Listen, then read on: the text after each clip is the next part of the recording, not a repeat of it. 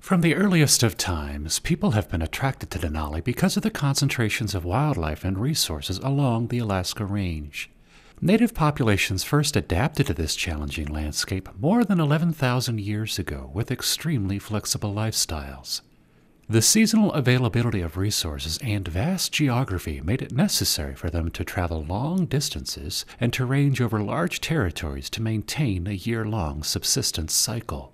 In March 2008, Nick and Verdrecia Dennis, two Athabascan elders, were flown by bushplane from their home in the remote village of Nikolai, Alaska, to Cantwell to help an 18-year-old high school senior build a half-size replica of a traditional moose-hide boat. B.J. Gore has ambitions to study civil engineering at the University of Alaska Fairbanks, yet he also has an abiding interest and respect for old ways. According to tradition, hunters traveled far upstream on foot into moose habitat, then used the fresh hides to build boats to float many hundreds of pounds of meat back home. Most boats were more than 10 feet long, large enough to require the skins of 2 moose. Due to space limitations where it will be displayed eventually, this boat was made about half size, from a single moose hide. The same law that tripled the size of Mount McKinley National Park and changed its name to Denali National Park and Preserve in 1980 requires the park to recognize and respect an important connection between local rural subsistence users and the land. In Denali, as long as fish and wildlife resources and their habitats are maintained in a natural and healthy state, traditional subsistence hunting, trapping, and fishing are allowed in the Park and Preserve editions. Subsistence uses are not permitted within the designated wilderness areas that emerged from the former Mount McKinley National Park, represented here in red. The Alaska National Interests Lands Conservation Act, commonly known as ANILCA, recognizes customary and traditional use of land regardless of race. The villages of Cantwell, Lake Minchumina, Nikolai, and Talida are recognized as subsistence use communities for Denali. Other families with traditional use patterns within Denali, but who reside in other villages, are recognized as subsistence users as well.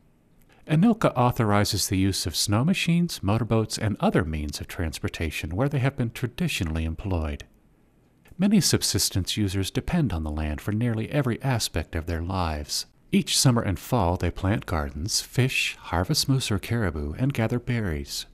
During winter months, they catch wild fur animals for income, meat, and clothing to ward off severe cold. The land provides wood for firewood, drying racks, and cabin logs, as well as for making sleds and snowshoes. It also provides sod and mosses for insulation and bark for baskets, dyes, and handcrafts.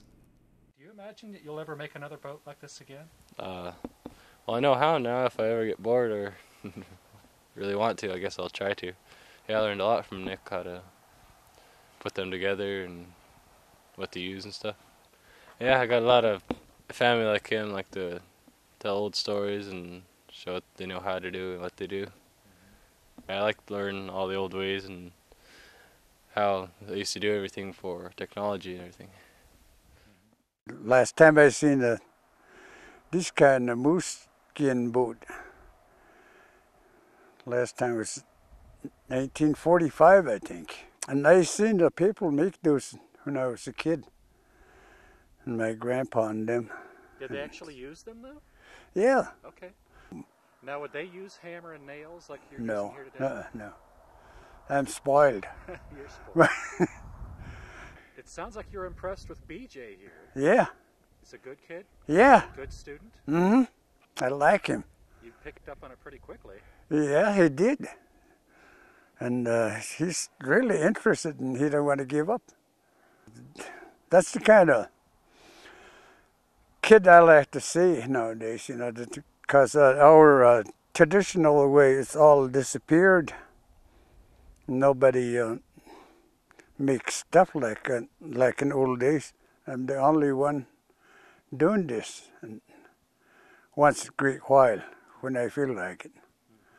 There's some people know at home too, but they just quit everything. You think you're going to build any more boats? I might, because I might do that in Nikolai, just show the kids how to do it.